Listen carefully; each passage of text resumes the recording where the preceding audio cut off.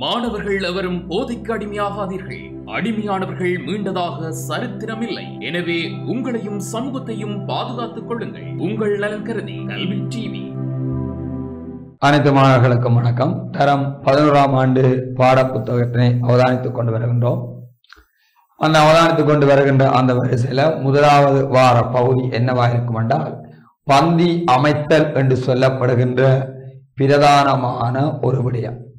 இந்த பந்தி அமைத்தலை பற்றி இறுதி வகுப்பில நான் என்ன செய்திருக்கின்றால், பந்தி என்றால் என்னென்றும் அந்த பந்தி ஒன்றினுடைய பிரதானமான பண்புகள் என்ன, அந்த பந்தியை விரித்து வளர்ப்பதற்கான வழிமுறைகள் என்ன, அந்த பந்தி ஒன்று எழுதுகின்ற பொழுது தவிர்க்கப்பட வேண்டிய விடயம் என்ன என்று சில விடயங்கள் நான் என்ன செய்திருக்கின்றா குறிப்பிட்டிருக்கிறேன். பந்தி என்றால் என்னவா இருக்கும் என்றால், நாங்கள் கூற வந்த ஒரு விடயத்தை விரித்தும் விளக்கியும் எழுதுவதற்கான ஒரு பொருத்தமான வழிமுறை என்னவா இருக்கும் என்றால் பந்தியாக கருதப்படும். நாங்கள் கூற வந்த ஒரு விடயத்தை விரித்தும் விளக்கியும் எழுதுவதற்கான பொருத்தமான ஒரு வழிமுறை அல்லது உத்திமுறை பந்தி அமைத்தல் என்று என்ன செய்யறா குறிப்பிட்டுக் கொள்ளப்படும். அந்த வகையில பந்தி ஒன்றானது பின்வரும் பண்பு இயல்புகளை கொண்டதாக காணப்படும். ஒன்று, பந்தி ஒன்றில் ஒரு மைய கருத்தொன்று காணப்படும். அந்த மைய கருத்துக்களை ஒட்டியதாக துணை கருத்துக்கள் காணப்படும். அந்த மைய கருத்தை எந்த விதமான சந்தேகங்கள் இன்றைய வகையில் என்ன செய்யறா குறிப்பிடுவதாக இருக்கும். வாசகர் மனதில் கேட்கக்கூடிய வினாக்களை ஊகித்து அவற்றுக்கு விடை தருவதாக ஒரு பந்தி ஒன்று காணப்படுதல் வேண்டும் என்று குறிப்பிடப்பட்டிருக்கும். அதே மாதிரி பந்தியை விரித்து வளர்ப்பதற்கான வகை என்றால், ஒன்று விளக்கத்தை கூறி விரித்தெழுதல், அடுத்தது உதாரணங்களை கூறி விரித்தெழுதல், ஒற்றுமை வேற்றுமை பண்புகளை காட்டி விரித்தெழுதல், நிகழ்ச்சிகளை கூறி விரித்தெழுதல், காரண காரிய தொடர்பு அடிப்படையிலான விளக்கத்தை கூறி விரித்தெழுதல், ஒற்றுமை வேற்றுமை பண்புகளை காட்டி விரித்தெழுதல் என்று அந்த பந்தி ஒன்றை விரித்து வளர்ப்பதற்கான வழிமுறைகள் என்று சொல்லப்படுகின்ற ஒரு விடயம் ஏற்கனவே வகுப்பில் குறிப்பிடப்பட்டது. அதே மாதிரி பந்தி ஒன்று எழுதுகின்ற பொழுது தவிர்க்கப்பட வேண்டிய விடயம் கூறியது கூறல் என்றால், சொன்ன விடயத்தையே திரும்ப திரும்ப அதே சொற்களை சொன்னால் கூறியது கூறல். இரண்டாவது, மிகைப்பட கூறல், ஒரு விடயத்தை பற்றி அதிகமாக சொல்வது மிகைப்பட கூறல். அடுத்தது முரணாக கூறல், முன்னுக்கு பின் முரணாக கூறல். அடுத்த சொல்ல வந்த பொருளை விடுத்து வேறு ஒரு பொருளை பற்றி கூறுதல், ஒரு பொருளை பற்றி முழுமையாக கூறாது விடுதல் என்று சொல்லப்படுகின்ற விடயங்கள் பற்றி நான் ஏற்கனவே வகுப்பில என்ன செய்யறா குறிப்பிட்டிருக்கிறதை அவதானித்துக் கொள்ளலாம். அப்ப இதுல சில பந்திகள் போடப்பட்டிருக்குது. பின்வரும் பந்தியை அவதானிங்கள். இதில் ஒரு பந்தி ஒன்று தரப்பட்டிருக்குது. நீரிட்டு அவித்தல், அவித்து வேக வைத்தல், வறுத்து அவித்தல், சுடுதல், வற்றலாக்குதல், எண்ணெயிலிட்டு பொரித்தல், வேக வைத்து ஊற வைத்தல் ஆகியன சமையலின் முறைகள். இது எல்லாம் சமையலின் இருக்கும். நீரிட்டு அவித்தல், அவித்து வேக வைத்தல், வறுத்து அவைத்தல், சுடுதல், வற்றலாக்குதல், எண்ணெயிலிட்டு பொரித்தல், வேக வைத்து ஊற வைத்தல் ஆகிய சமையலின் முறைகள். நகர்ப்புறமயமாதல். நகர்ப்புறமயமாதல் என்றால் கிராமப்புறங்கள் எல்லாம் என்ன செய்யறால் நகரப்புறமாதல். நகர்ப்புறமாதல் தொடர்பு சாதனங்களின் விளம்பரத்தன்மை, அல்லது பொருளியல் வளர்ச்சி, பயண அனுபவங்கள் ஆகியவை காரணமாக கடந்த ஒரு நூற்றாண்டு காலத்துக்குள் தமிழர்களின் உணவு முறை மிகப்பெரிய அளவில் மாறுதல் அடைந்திருக்கிறது. தமிழர்களினுடைய அந்த உணவு முறையானது மிகப்பெரிய ஒரு மாறுதலை அடைந்திருப்பதாக சொல்லப்படுகின்றது. நிகழ்கால உணவு பழக்க வழக்கங்களில் உடல் நலம் குறித்த அக்கறையை விட, நிகழ்காலம் என்றால் நாங்கள் நிகழ்காலத்தில் சாப்பிடுற அந்த உணவு வகை பழக்க வழக்கங்கள் உடல் நலம் குறித்த அக்கறையை விட சுவை குறித்த பார்வையை ஆளுமையை செலுத்துகிறது. அதாவது சுவை குறித்து தான் ஆட்கள் என்ன செய்யணும் என்றால் உணவு வகைகளை விரும்பி உண்ணுகிறார்கள் ஒழிய அதே மாதிரி உடல்நலம் குறித்து அவர்கள் சிந்திப்பது கிடையாது என்று சொல்லப்படுகிறது. அதாவது தோனா பரமசிவன் என்பவர் எழுதப்பட்ட பண்பாட்டு அசைவுகள் என்று சொல்லப்படுகின்ற அந்த இதில இருந்து எடுக்கப்பட்ட ஒரு பந்தி இதில் தரப்பட்டது. மேலுள்ள பந்தியின் தலைமை கருத்து கடந்த ஒரு நூற்றாண்டில் தமிழர்களின் உணவு முறை பெரிதும் மாறுதல் அடைந்திருக்கிறது என்பதாகும். அதாவது கடந்த ஒரு நூற்றாண்டில தமிழர்களின் அந்த உணவு முறை பெரிதும் மாறுதலை அடைந்திருக்கின்றது என்பது ஆகும். தலைமை கருத்தை வளர்த்தெடுப்பதற்கு வாசிப்போர் மனதில் அக்கருத்துக்களை ஆழமாக பதிவதற்கு துணை கருத்துக்கள் உள்ளன. ஒரு பந்தியில ஒரு தலைமை கருத்தொன்று காணப்படும். அந்த தலைமை கருத்துக்களை ஒட்டியதாக என்ன செய்யண்டால் துணை கருத்துக்களும் என்ன செய்ய வேண்டாம் காணப்படும். தலைமை கருத்துக்களையும் துணை கருத்துக்களையும் உள்ளடக்கியாகத்தான் அந்த பந்தி ஒன்று என்ன செய்ய வேண்டாம் கட்டாயம் அமைந்திருக்கும். உதாரணம் காட்டல், நியாயம் கூறல், விளக்கந்தறுதல் என்பவற்றினூடாக தலைமை கருத்து விரித்து தெளிவாக கூறப்படும். அதாவது ஒரு பந்தி ஒன்றில் நாங்கள் கூற வந்த விடயத்தை விரித்து வளர்ப்பதற்கான சில வழிமுறைகள் இருக்கும். இதே போல ஒரு பந்தி அமைப்பு அமைத வேண்டும். இதே மாதிரி ஒரு பந்தி அமைப்பொண்டு கட்டாயம் என்ன செய்ய வேண்டாம் காணப்பட வேண்டும் என்று குறிப்பிடப்படுகிறது. அதாவது காணப்பட வேண்டும். பயிற்சி என்ற போட்டுக்கு பின்வரும் பந்திகளை அவதானிங்கள். சில பந்திகள் தரப்பட்டிருக்கு. அந்த பந்தியின் தலைமை கருத்தையும் துணை கருத்தையும் இனம் கண்டெழுதுகள். அந்த பந்தியின் தலைமை கருத்து என்ன சொல்லப்படுது, அந்த பந்தியினுடைய துணை கருத்து என்னத்தை பற்றி குறிப்பது என்று நாங்கள் என்ன செய்ய வேண்டாம் அவதானித்து எழுத வேண்டும். 19ஆம் நூற்றாண்டில் சிறப்பிட்டு விளங்கிய ஆறுமுக நாவலர், 19ஆம் நூற்றாண்டில் சிறப்பிட்டு விளங்கிய நெல்லை, அதாவது நல்லூர் என்ற இடத்தை பிறப்பிடமாக கொண்ட ஆறுமுக நாவலர் தமிழ் வளர்ச்சிக்கு செய்யுளிலும் உடனடியே அவசியம் என வற்புறுத்தினார். தமிழ் வளர்ச்சிக்கு செய்யுளிலும் உடனடி அவசியம் என வற்புறுத்தினார். கிறிஸ்து மத பிரசாரத்தால, அந்த கிறிஸ்தவ மதத்தினுடைய பிரசாரத்தால சர்வசமயத்துக்குண்டான தளர்ச்சியை நீக்க சென்னையிலே அச்சியந்திர சாலை ஒன்றை அமைத்து பல நூல்களை திருத்தமாக பதிப்பித்தார். பல்வேறுபட்ட நூல்களை திருத்தமாக பதிப்பித்தார். பெரிய புராணம், திருவிளையாடற் புராணம், கட்டுரைகள், கண்டனங்கள், மாணவர் நூல்கள் முதலியவற்றை உரைநடையிலும் எழுதினார். இந்த இதுகளை மாணவர்கள், அதாவது பெரிய புராணமாக இருக்கலாம், திருவிளையாடற் புராணம், கட்டுரைகள், கண்டனங்கள், மாணவர்கள் நூல்கள் முதலியவற்றை உரைநடையில் எழுதினார். உரைநடை என்னதை குறிக்கும் என்றால், நாங்கள் பொதுவாக வாசிக்கிறவர்களுக்கு விளங்கக்கூடியது உரைநடையாக இருக்கும். செய்யுள் நடை வேற, உரைநடை வேறையாக இருக்கும்.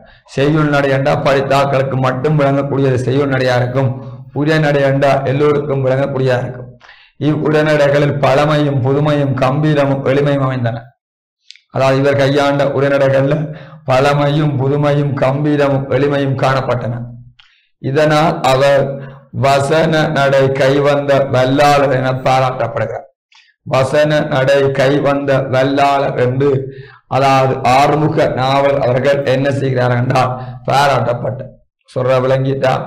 அவர்கள் ஆறுமுக நாவல் அவர்கள் கையாண்ட அந்த உடனடை என்னென்றாப்பு என்னவா இருக்கும் என்றால் ஒரு வித்தியாசமான ஒரு சிறப்பியல்பினை கொண்டதாக காணப்படுகிறது.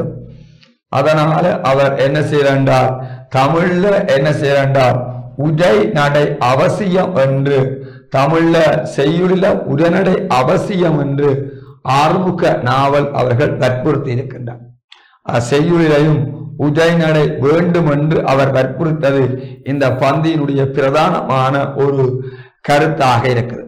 இந்த மைய கருத்தை விளக்குவதற்காக அவர் என்ன செய்கிறார் என்றால், ஒன்று அதாவது செய்யுள்ள உரைநடை வேண்டும் என கருதி அந்த கிறிஸ்தவ சமய பிரச்சாரத்தால சைவ சமயத்துக்குண்டான தளர்ச்சியை நீக்குவதற்காக சென்னையில ஒரு அச்சியந்திர சாலை அமைத்திருக்கின்றார். அந்த அச்சியந்திர சாலை அமைத்தது மட்டுமல்லாது பல நூல்களை திருத்தமாக பதிப்பித்திருக்கின்றார். பெரிய புராணம், திருவிளையாடற் புராணம், கட்டுரைகள், கண்டனங்கள், மாணவர்கள் நூல்கள் முதலியவற்றை உரைநடை எழுதியிருக்கிறார். இவர் அந்த உரைநடை செய்யுளிலும் உரைநடை தேவை என்பதற்காக இவ்வாறான சில நடைமுறைகளை பயன்படுத்தார். இந்த உரைநடைகளில் பழமையும் புதுமையும் கம்பீரமும் எளிமையும் அமைந்தன. இதனால அவர் ஆறுமுக நாவலர்களை வசன நடை கை வந்த வல்லாளர் என்று பாராட்டப்படுகின்றார். பண்டிதர் VN ஜோன் பிள்ளை தமிழ் அறிவு என்று சொல்லப்படுகின்ற இதில் விளக்கப்பட்டது. அடுத்தது பாருங்க, இரண்டாவது பந்தி உடுப்பட்டி சிவசம்பு புலவர் பிரபந்த திரட்டிலிருந்து, உடுப்பட்டி சிவசம்பு புலவர் பிரபந்த பெருந்திரட்டிலிருந்து எடுக்கப்பட்ட ஒரு பந்தி தரப்பட்டது. சிவசம்பு புலவரின் கீர்த்தனைகள் ஈழத்து தமிழ் பாரம்பரிய கவிதை மரபையும் கீர்த்தனை மரபையும் இணைப்பனவாக அமைந்துள்ளன. அதாவது உடுப்பட்டியில இருக்கிற சிவசம்பு புலவர் ஈழத்து தமிழ் பாரம்பரிய கவிதை மரபையும் அடுத்தது சொல்லப்படுது கீர்த்தனை மரபையும் இணைப்பனவாக அமைந்துள்ளன. அதாவது கீர்த்தனை மரபையும் இணைப்பவையாக என்ன செய்யறா அமைந்துள்ளன. அவைகள் சிவசம்பு புலவரின் கீர்த்தனைகள் ஈழத்து தமிழ் பாரம்பரிய கவிதை மரபையும் கீர்த்தனை மரபையும் இணைப்பனவாக அமைந்துள்ளன. அத்துடன் ஆன்மாவுக்கும் கடவுளுக்கும் இடான ஊடாட்ட நிலையில் அவை உருப்பெற்றுள்ளதையும் அவதானிக்க முடிகின்றது. புலவரது கீர்த்தனைகள் முருகனது குணங்களிலும் வடிவங்களிலும் ஈடுபாடு காட்டுதல், குறை இரத்தல் என்றால் என்னுடைய குறைபாடுகளை முறையிட்டுக் கொள்ளுதல், தன்னை அர்ப்பணித்தல், இறைவனுக்கு அடிமை ஆதல், இறைமயமாதல், புராண இதிகாச கதைகளை மீட்டு பேசுதல், தனது துன்ப நிலை கூறுதல், கந்தவனத்து சூழலை விவரித்தல் முதலாய பல்வேறு அம்சங்களை கொண்டுள்ளன. இதுல பாருங்க, ஒரு சிவசம்பு புலவரின் கீர்த்தனைகள் ஈழத்து தமிழ் பாரம்பரிய கவிதை மரபையும் கீர்த்தனை மரபையும் இணைப்பனவாக அமைந்துள்ளன. அத்துடன் ஆன்மாவுக்கும் கடவுளுக்குமான ஊடாட்ட நிலை அவை உருப்பெற்றுள்ளதனை அவதானிக்க முடிகின்றது. புலவரது கீர்த்தனைகள் முருகனது குணங்களிலும் வடிவங்களிலும் ஈடுபாடு காட்டுதல், குறை இரத்தல், தன்னை அர்ப்பணித்தல், இறைவனுக்கு அடிமையாதல், இறைமயமாதல், புராண இதிகாச கதைகளை மீட்டு பேசுதல், தனது துன்ப நிலையை கூறுதல், கந்தவனத்து சூழலை விவரித்தல் முதலாய பல்வேறு அம்சங்களை கொண்டுள்ளன. அவைக புலவருடைய அந்த கீர்த்தனைகளை பார்த்தீங்களென்றால் அவருடைய ஈழத்து தமிழ் பாரம்பரியத்திற்கும் கவிதை மரபிற்கும் கீர்த்தனை மரபையும் இணைப்பனவாக அவருடைய அந்த உருப்பட்டி சிவசம்பு புலவருடைய அந்த கீர்த்தனைகளுடைய தனிச்சிறப்பு வெளிப்படுத்தப்பட்டுள்ளது. அந்த விடயத்தை என்ன சொல்ல, அந்த கீர்த்தனைகள்ல ஆன்மாவுக்கும் கடவுளுக்குமான ஊடாட்ட நிலையில் உருப்பெற்றப்பட சொல்லப்படுறது. அடுத்தது முருகனது குணங்களிலும் அடுத்தது வடிவங்களிலும் ஈடுபாடு காட்டுதல் பற்றி சொல்லப்படுது. குறை இரத்தலை பற்றி சொல்லப்படுகிறது. தன்னை அர்ப்பணித்தல், இறைவனுக்கு அடிமையாதல், இறைமயமாதல், புராண இதிகாச கதைகளை மீட்டு பேசுதல், தனது துன்பங்களை கூறல், கந்தவனத்து சூழலை விவரித்தல் முதலான பல்வேறு அம்சங்களை கொண்டு உள்ளன. அடுத்தது ஒரு பேராசிரியர் சேனா கிருஷ்ணராஜ் எழுதப்பட்ட இலங்கை வரலாறு பாகம் 2 இருந்து ஒரு பந்தி. ஆரிய சக்கரவர்த்திகளின் போது ஆரிய சக்கரவர்த்திகளின் சேது நாணயங்கள் ஆரிய சக்கரவர்த்திகளின் சேது நாணயங்களின் வனப்பும் எழில் பொருந்திய தோற்றம், வனப்பண்ட அழகும் எழில் என்பதும் எழில் பொருந்திய தோற்றமும் அரசர்களது அக்காலங்களில் தொழில்புரிந்த தொழில் இளைஞர்களின் நுணுக்கமான வேலைப்பாட்டிற்கும் திறமைக்கும் எடுத்துக்காட்டாக அமைக்கின்றன. ஆரிய சக்கரவர்த்தி காலத்தில் இருந்த அந்த நாணயங்கள் என்னவா இருக்கின்றால் அக்காலத்தில் தொழில் புரிந்த தொழில் இளைஞர்களின் நுணுக்கமான அந்த வேலைப்பாட்டிற்கும் திறமைக்கும் எடுத்துக்காட்டாக அமைகின்றன. யாழ்ப்பாணத்து மக்கள் பிற்காலங்களைப் போல ஆரிய சக்கரவர்த்தி காலத்திலும் தங்க நகைகளை பெரிதும் பயன்படுத்தினார்கள். அதாவது யாழ்ப்பாணத்தில் வாழ்கிற மக்கள் ஆரிய சக்கரவர்த்திகள் காலத்திலும் தங்க நகைகளை பெரும்பாலும் விரும்பி பயன்படுத்தியிருக்கிறார்கள். அதனால் நகைகளை செய்யும் தொழில் சிறப்புற்றிருந்தது. அதனால நகைகளை செய்கின்ற அந்த தொழில் சிறப்புற்றிருந்தது. தங்களை அழகுபடுத்துவதற்கும் நகைகளை பெண்கள் விரும்பினார்கள். தங்களை அழகுபடுத்துவதற்கு நகைகளை அந்த காலத்தில விரும்பியிருக்கிறார்கள். மேலும் சமுதாய நிலையினதும் செல்வத்தினதும் சின்னமாக ஆபரணங்கள் விளங்கின. என்ன பாருங்க, ஆரிய சக்கரவர்த்திகளின் சேது நாணயங்களின் வனப்பும் எழில் பொருந்திய தோற்றமும் அரசர்களது அக்காலங்களில் தொழில்புரிந்த தொழில் இளைஞர்களின் நுணுக்கமான வேலைப்பாட்டுக்கும் திறமைக்கு எடுத்துக்காட்டாக அமைகின்றன. யாழ்ப்பாணத்து மக்கள் பிற்காலங்களைப் போல ஆரிய சக்கரவர்த்தி காலத்திலும் அதாவது தங்க நகைகளை பெரிதும் பயன்படுத்தியிருக்கிறார்கள்.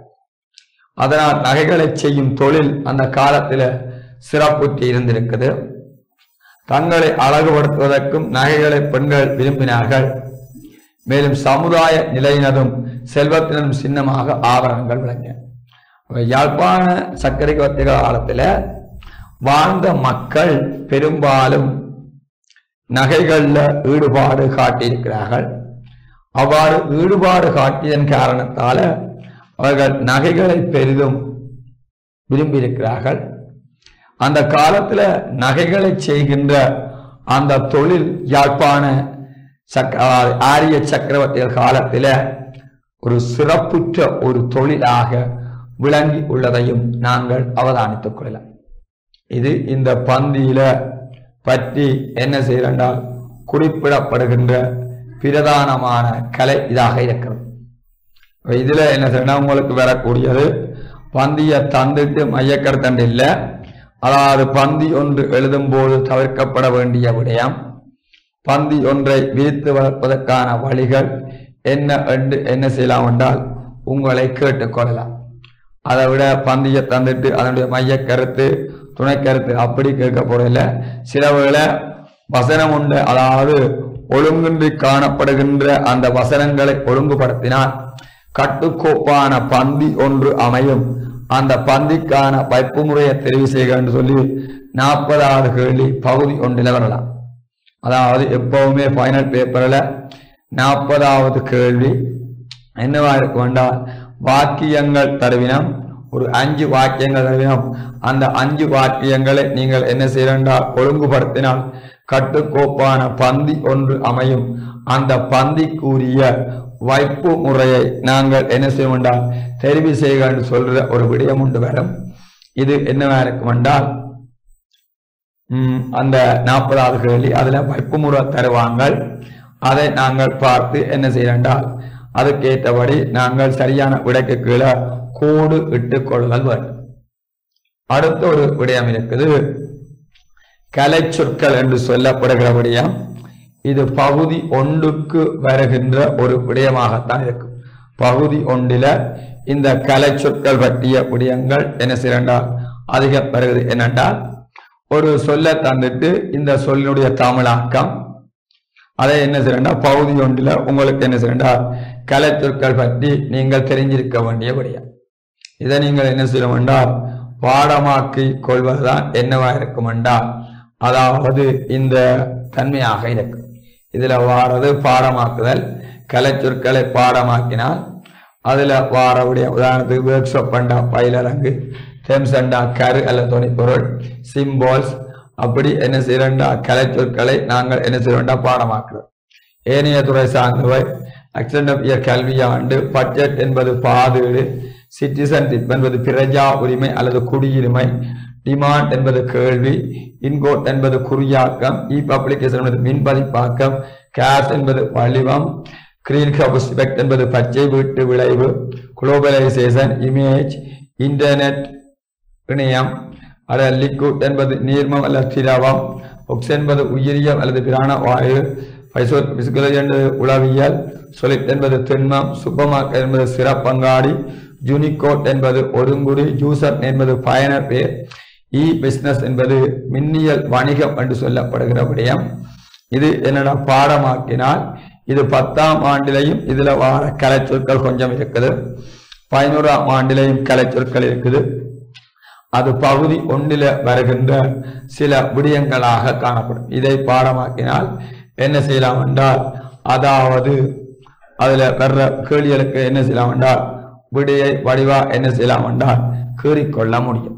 கலை சொற்கள் என்பது என்ன, தமிழுக்கு ஒவ்வொரு துறையின் காரணத்தால வந்து கலந்த சொற்களை நாங்கள் கலை சொற்கள் என்று சொல்ல முடியும்.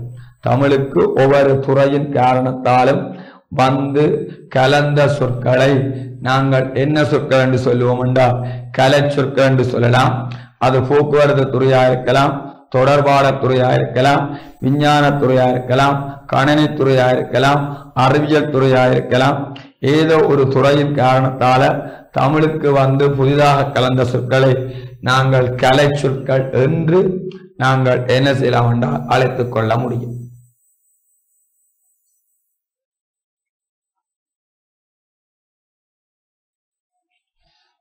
அதன் பிற்பாடு அந்த 2வது பாடத்தில் வார விடயங்கள் இருக்கிறது.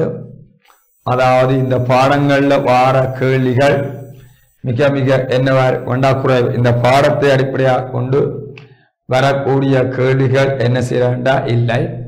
அந்த பாடத்துக்கு பின்னால வார இலக்கண பகுதிகள் தான் என்னவா இருக்கும் என்றால் பிரதானமான ஒரு விடயமாக காணப்படும். பாடத்துக்கு பின்னால வார அந்த இலக்கண பகுதிகள் என்ன செய்யறால் கட்டாயம் என்ன செய்ய வேண்டால், அதாவது வேற பாடத்துக்கு பின்னால வார இலக்கண பகுதிகளும் அதே வேற மொழி வளம் என்று சொல்லப்படுகிற மொழித்திறன் அந்த விடயங்கள்லாம் அடிக்கடி எக்ஸாமுக்கு என்ன செய்ய வேண்டாம் வரும். இதுல பாடத்தை அடிப்படையாக கொண்டு கேள்விகள் வருவது இல்லை. அதன் பிற்பாடு வருகிற இலக்கண பகுதிகளை அதிலே வார மொழி வளம் என்று சொல்லப்படுகின்ற அந்த பகுதிகளையும் நாங்கள் அவதானித்துக் கொள்ள வேண்டும். 11ஆம் ஆண்டுல வருகின்ற 2வது பாடத்துக்கு பின்னால கட்டுரை எழுதுதல் என்று சொல்லப்படுகின்ற ஒரு விடயத்தை பற்றிய சில குறிப்புகள் சில விடயங்கள் என்ன செய்யறா தரப்பட்டிருக்கு. சொல்றா விளங்கிட்டா? அவை கட்டுரை என்பது அதாவது கல்வி பொதுத்தராதர சாதாரண தர பரீட்சையை பொறுத்தவரை அதாவது செகண்ட் பார்ட்ல 2வது பெரிய கேள்வி கட்டுரை ஆகத்தான் இருக்கும். பின்வருவனவற்றுள் ஒன்றை தெரிவு செய்து ஏறத்தாழ 250 சொற்களுக்கு குறையாது எழுதுக. நீங்கள் தெரிவு செய்த விடயத்திற்கு பொருத்தமான தலையங்கம் இடுக என்று சொல்லப்படுகின்ற ஒரு விடயம் வரும். முதலாவது விளக்க கட்டுரை ஒன்று வரும். 2வது மேடை பேச்சு அல்லது சொற்பொழிவு ஒன்று வரும். 3வது உரையாடல் என்று சொல்லப்படுகிற ஒரு விடயம். 4வது சிறுகதை என்று சொல்லப்படுகிற ஒரு விடயம் வரும். 250 சொற்களுக்கு குறையாது எழுதி கொள்ள வேண்டும். அங்கே என்ன முக்கியத்துவம் என்றால் ஞாபகப்படுத்துங்கள், விளக்க கட்டுரை என்றால் ஒன்று வரும். அதே மாதிரி மற்றது மேடை பேச்சு அல்லது சொற்பொழிவண்டா ஒன்று வரும். அடுத்தது உரையாடல் ஒன்று வரும். அடுத்தது ஒரு தலைப்பொண்டை தந்துட்டு அந்த தலைப்புக்கு ஏற்றபடி நீங்கள் என்ன செய்ய வேண்டாம், சிறுகதையை எழுதி கொள்ள வேண்டும். இங்க எழுதுவது முக்கியமல்ல, எழுதியதன் பிற்பாடு நீங்கள் எழுதுற அந்த விடயத்திற்கு ஏற்ப நீங்கள் என்ன செய்ய வேண்டாம், தலைப்பையும் போட்டுக்கொள்ள வேண்டிய தேவைப்பாடு இருக்கு. பொருத்தமான தலையங்கம் இடுக என்று சொல்லப்படுகிற ஒரு விடயமும் அதில் இருக்கு. அது 25 புள்ளிகளை அடிப்படையாக கொண்டு என்ன செய்யும் வேண்டாம் வரும். அதாவது 25 புள்ளிகளை அடிப்படையாக 80 மார்க்ஸுக்கு 80 புள்ளிகள் 25 புள்ளிகள் கட்டுரைக்காக அமைந்திருக்கும். கட்டுரை என்றது என்னவா இருக்குன்னா நாங்கள் சின்ன வகுப்பில இருந்து படித்து கொண்டு வருகிறோம். அதாவது கட்டுரை என்றா என்னவா இருக்கும் என்றால் ஏதாவது ஒரு தலைப்பை அடிப்படையாக கொண்டு கருத்துக்களை படிமுறை ரீதியாகவும் ஒரு கட்டுக்கோப்பான முறையில் கருத்துக்களை நாங்கள் கட்டி உரைத்தலை நாங்கள் என்னென்று சொல்லலாம் என்றால் கட்டுரை என்று சொல்லலாம். அதாவது தமிழில உரைநடை வளர்ச்சி அடைந்ததன் பின்னர் அதாவது கட்டுரை எழுதுகின்ற அந்த ஆற்றல் அல்லது கட்டுரை ஆக்கம் என்ன செய்யறா ஒரு பிரபலமான ஒன்றாக மாறி இருக்கு. ஏதாவது ஒரு தலைப்பில நாங்கள் கருத்துக்களை பந்தி அமைப்பை கையாண்டு படிமுறை ரீதியாகவும் ஒரு ஒழுங்குமுறை ரீதியாகவும் நாங்கள் கருத்துக்களை எடுத்து சொல்வதை நாங்கள் என்னன்னு சொல்லலாம் என்றால் கட்டுரை என்று நாங்கள் என்ன செய்ய முடியும் என்றால் அழைத்துக் கொள்ள முடியும். கட்டுரை என்பது ஏதாவது ஒரு தலைப்பை அடிப்படையாக கொண்டுதான் நாங்கள் எழுத வேண்டும். கட்டுரை எழுதியிருக்க 3 உறுப்புகளை நாங்கள் அனுசரித்துக் கொள்ளுதல் வேண்டும். ஒன்று முதலாவது முகவுரை அல்லது தொடக்க உரை, 2வது உடல் அல்லது தொடருரை, 3வது முடிவுரை அல்லது தொகுப்புரை என்று சொல்லப்படுகிற ஒன்று. ஒன்று முதலாவது முகவுரை அல்லது தொடக்க உரை என்று சொல்ற ஒன்று, 2வது உடல் அல்லது தொடர் உரை என்று சொல்லப்படுகிற ஒன்று, 3வது முடிவு உரை அல்லது தொகுப்புரை என்று சொல்லப்படுகிற ஒன்றை நாங்கள் என்ன செய்ய வேண்டாம் அனுசரித்துக் கொள்ள வேண்டும். முகவுரை என்றால் நாங்கள் எழுத போகின்ற ஒரு விடயத்தை பற்றிய அறிமுகமாக கருதப்படுகிற உரை முகவுரையாக இருக்கும். அதாவது விடயத்தினுடைய முக்கியத்துவத்தை பற்றியதாக இந்த முகவுரை கட்டாயம் என்ன செய்ய அமைந்திருக்கும். அடுத்தது உடல் அல்லது தொடர் உரை என்பது என்னவா இருக்கும் என்றால் இதுதான் கட்டுரையின் மைய பகுதியாகவும் உயிர் நாடியாகவும் அமைந்திருக்கின்ற விடயம் என்னவா இருக்கும் என்றால் உடல். இதுல நாம் கூற வருகின்ற அந்த விடயத்தை அதாவது படிமுறை ரீதியாக கருத்துக்களை பந்தி அமைப்பினை கையாண்டு நாங்கள் கூற வேண்டிய ஒரு தேவைப்பாடு ஒன்று இருக்கிறது.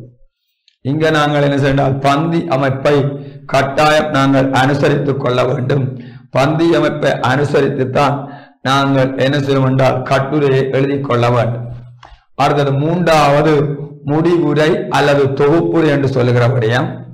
இதுல நாங்கள் எழுதிய விடயங்களின் ஒரு இறுதி தொகுப்பாக அமைகின்ற உரையை நாங்கள் என்ன சொல்லுவோம், முடிவுரை அல்லது தொகுப்பு என்று நாங்கள் அழைத்துக் கொள்ளலாம். இதிலே வாசகனுடைய அபிப்பிராயம் வெளிப்படுத்தப்படுவதால இந்த முடிவு உரையானது கொஞ்சம் சிறப்பான முறையில் அமைந்திருக்க வேண்டிய தேவைப்பாடு இருக்குது.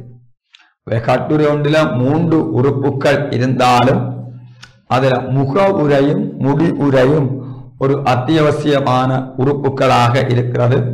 உடல் என்று சொல்லப்படுகின்ற அந்த பகுதியில நாங்கள் கூற வருகின்ற விடயத்தை தெளிவாக என்ன செய்யலாம், உதாரணங்களை சொல்லி எடுத்துக்காட்டுக்களை சொல்லி அதாவது நியாயங்களை கூறி விளக்கத்தை கூறி காரண காரிய தொடர்பு விளக்கங்களை கூறி ஒற்றுமை வேற்றுமை பண்புகளை கூறி நாங்கள் என்ன செய்யலாம் என்றால் எழுதக்கூடிய அந்த வாய்ப்பு நிலைகள் காணப்படுகிறது. கட்டுரை என்றா என்ன செய்யறால் கட்டு சக உதய என்றுதான் அது என்ன செய்யறால் பொருள் சொல்லப்படும். அதாவது கட்டு சக உதய என்றால் கருத்துக்களை நாங்கள் என்ன செய்யறால் படிமுறை ரீதியான அமைப்பில என்ன செய்யறால் எடுத்து கூறுவது கட்டுரையாக இருக்கும். கட்டு சக உரை அதை சேர்க்கிற பொழுது கட்டுரையாக சொல்லப்படும். ஏதாவது ஒரு தலைப்பில் கருத்துக்களை படிமுறை ரீதியாக கட்டி உரைத்தல் கட்டு உரை என்று அழைக்கப்படும். தமிழில உரைநடை வளர்ச்சி அடைந்ததன் பின்னர் தமிழுக்கு அறிமுகப்படுத்தப்பட்ட ஒன்றாகத்தான் நாங்கள் கட்டுரை என்பதை நாங்கள் கருத்தில் கொள்ள வேண்டும். சின்னொரு தலையங்கம் போடுங்கோ, கட்டுரை எழுதுக. ஏதாவது ஒரு தலைப்பை அடிப்படையாக கொண்டு ஏதாவது ஒரு தலைப்பினை அடிப்படையாக கொண்டு ஏதாவது ஒரு தலைப்பினை அடிப்படையாக கொண்டு கருத்துக்களை படிமுறை ரீதியாகவும் அல்லது ஒழுங்குமுறைப்படியாகவும் படிமுறை ரீதியாகவும் ஒழுங்குமுறைப்படியாகவும் கருத்துக்களை கட்டி உரைத்தல்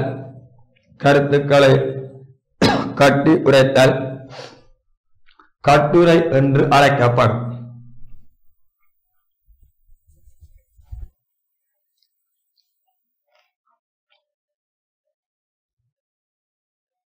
தமிழில் உரைநடை வளர்ச்சி அடைந்ததன்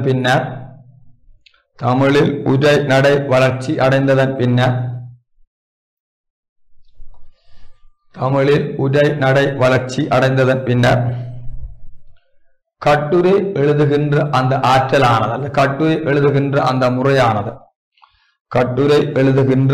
முறையானது அறிமுகப்படுத்தப்பட்டு உள்ளதை அவதானிக்கலாம்.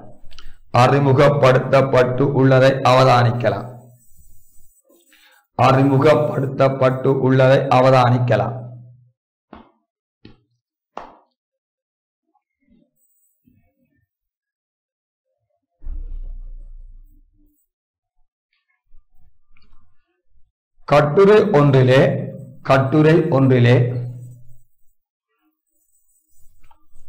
தலைப்பிற்கு அமைவாக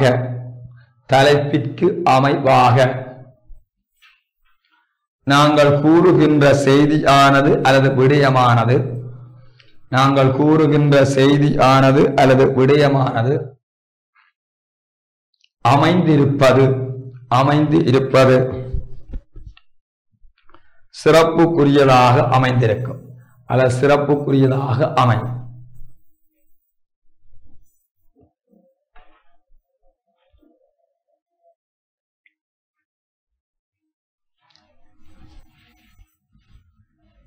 இனி சின்னொரு தலையங்கம் போடுங்க.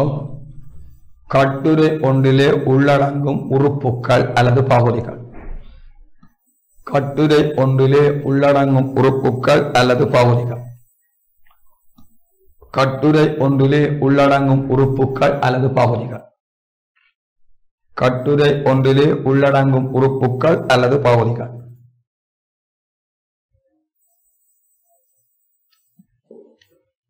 கட்டுரை ஒன்று எழுதுகின்ற பொழுது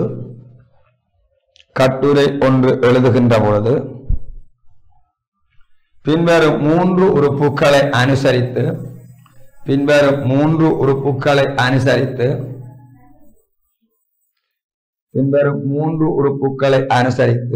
எழுதுவது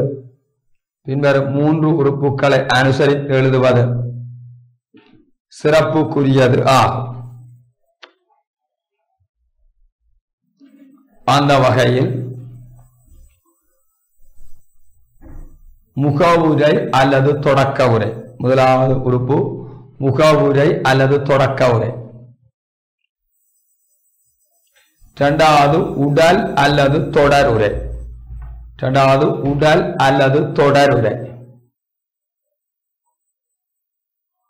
மூன்றாவது முடிவு உரை அல்லது தொகுப்புரை.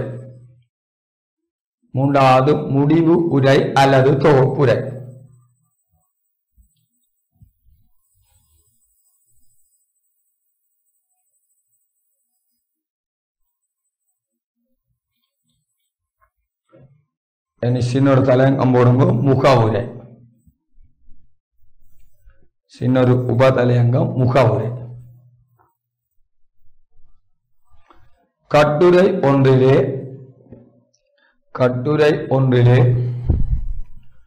நாம் எழுதப் போகும் விடயத்தை பற்றிய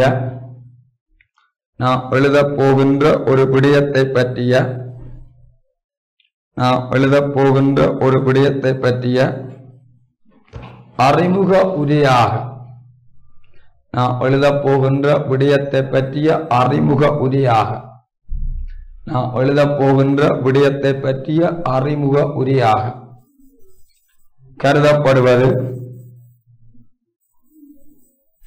முகவுரை ஆகும்.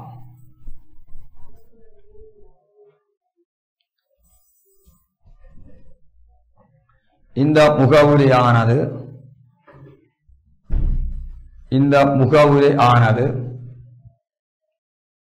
விடயத்தினுடைய முக்கியத்துவம் அல்லது விடயம் பற்றிய வினாக்கள்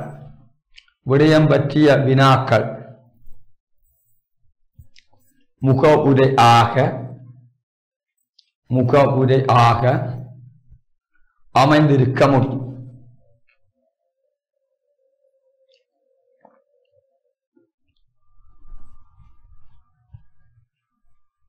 இரண்டாவது போட வேண்டிய தலையங்கம் உடல் அல்லது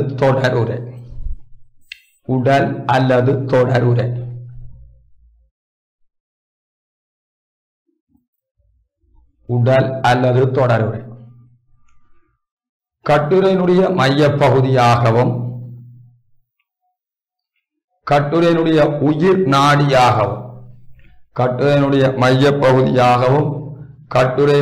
உயிர் நாடியாகவும் அமைகின்ற உறுப்பு உடல் அல்லது தொடர் உரை என அழைக்கப்படும்.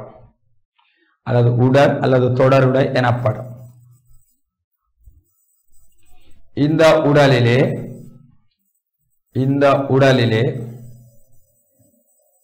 நாம் எடுத்து கூற வேண்டிய செய்தியை அல்லது விடயத்தை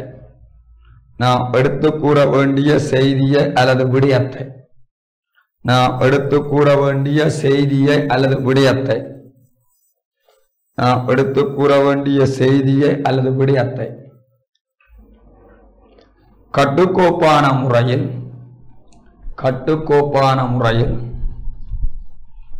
குறிப்பிடுவது சால பொருத்தமாக அமைந்திருக்கும்.